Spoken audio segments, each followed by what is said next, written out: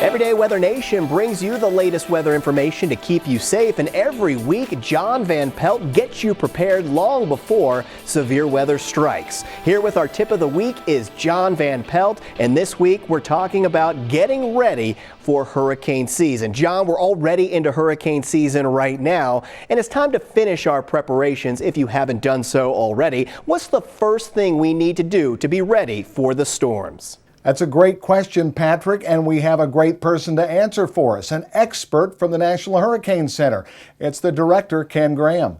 Well, the number one step is to know your risk. I mean, if you're in an evacuation zone, if you're on the coast, you need to realize that as a risk from the storm surge. Even inland, you can have all sorts of impacts from the heavy rain. Are you near a river? Are you near a lot of trees that could fall on your house? Look, it's all about knowing that risk. With that risk, then you can write a plan based on that risk to be safe, and now's the time to do it. Let's prepare early before the next hurricane. And after we have our family plan, the supply kit is what comes up next. What do we absolutely need in our supply kit to be ready for a storm? Yeah, Patrick, this is important, and we've got another pro to talk to us about it.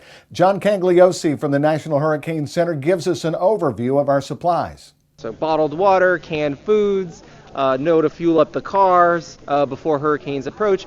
If you do a lot of this ahead of time, and even if you just write it down and have it there, the anxiety goes away. You start to feel the less pressure, and that just makes everything easier, just in case your area is threatened.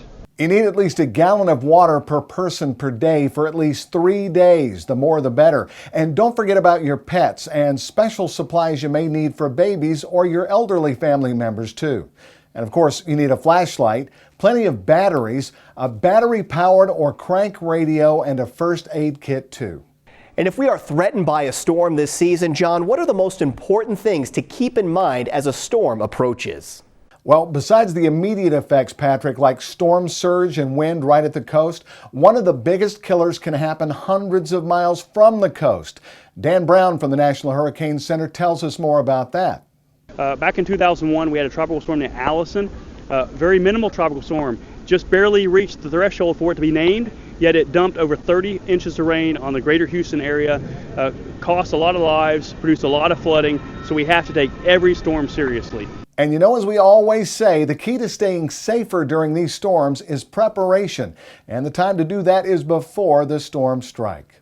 And thank you, John, for keeping us all weather ready with our tip of the week. And don't forget, join us for a new tip of the week every week right here on Weather Nation.